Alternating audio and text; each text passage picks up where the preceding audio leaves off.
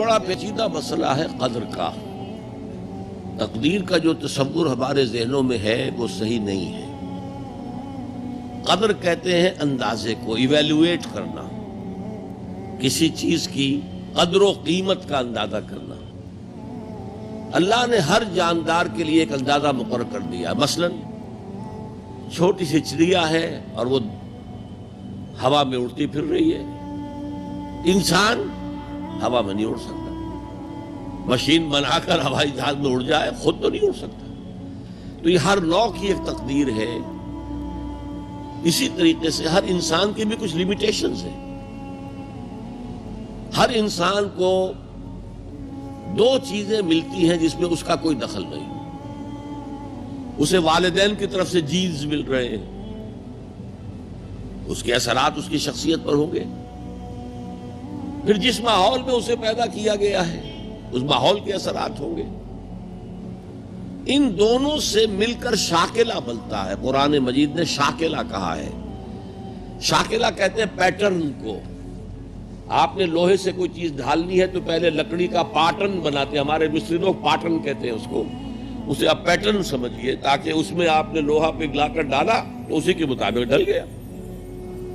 تو ہر انسان کا ایک پیٹرن ہے جو اس کے جینز سے اور اس کے انوائرمنٹ سے بنا ہے، اور ہر انسان کا محاسبہ اسی اعتبار سے ہوگا. اگر کسی کے شاکلہ میں 100% نیکی کا اللہ تعالی نے صلاحیت رکھی تھی اور اس نے 40% کی ہے، وہ مارا گیا.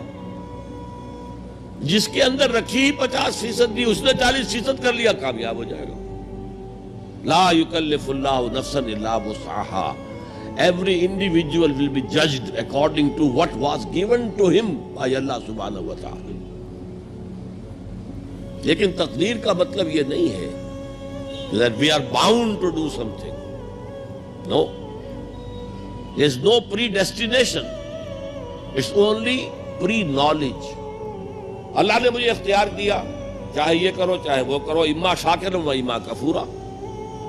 فمن شاء فلیؤمن ومن شاء فلیکفر. جو چاہے ایمان لائے، جو چاہے کفر کا اختیار کر لے. لیکن اللہ کو معلوم ہے کہ تم کیا کرو گے. یہ پری نالج ہے اللہ کا، پری ڈیسٹینیشن نہیں. اللہ نے مجبور نہیں کیا ہے. ہاں وہ لمیٹیشن جو آپ کی شخصیت کے اندر ہے وہ اپنی جگہ ہے، لیکن نیکی اور بدی، خیر اور شر، حق و باطل کا چوائس آپ کو دیا ہے. اما شاکرا و اما کفورا. اور فمن شاء فلیؤمن ومن شاء فلیکفر. This free will is with you and you will be adjudged on the basis of this free will. البتہ کتنی نیکی تم کر سکتے تھے اتنی کر لی، کامیاب، چاہے وہ مقدار میں کم ہو. اب جب غزوہ تبوک کے موقع پر حضور نے مسلمانوں سے کہا یہ جیش العسرہ ہے، ساز و سامان چاہیے، اب لاؤ پیسے پیش کرو. حضرت ابوبکر نے اپنا سارا اثاثہ لا کر رکھ دیا. پوچھا اپنے بال بچوں کے لیے کچھ چھوڑ کر آئے ہو؟ کہ کچھ نہیں چھوڑا. صدیق کے لیے ہے خدا کا رسول، بس اللہ کا نام چھوڑ کر آیا ہوں. اب حضرت عثمان نے بہت دولت دی اس وقت. ایک غریب انصاری، اس نے ساری رات ایک یہودی کے باغ میں وہ کنویں سے پانی کھینچ کر باغ کو سیراب کیا. صبح کو اسے کچھ کھجوریں مل گئیں اجرت کے طور پر. اس نے آدھی لا کر اپنے بال بچوں کو دے دی، گھر کا نفقہ، نان نفقہ شام تک کے لیے. آدھی حضور کے سامنے لا کر رکھ دی. جو منافقین موجود تھے انہوں نے تمسخر اڑایا. ہاں جی ہاں، بغیر ان کھجوروں کے تو یہ لشکر جا ہی نہیں سکتا، یہ تو بڑا، یہ تو بہت. حضور نے کیا کہا؟ ان کھجوروں کو اس پورے ڈھیر کے اوپر پھیلا دو، اللہ کی نگاہ میں یہ اس پورے ڈھیر سے زیادہ بھاری ہے. تو آپ جو کچھ کر سکتے ہیں کیجئے.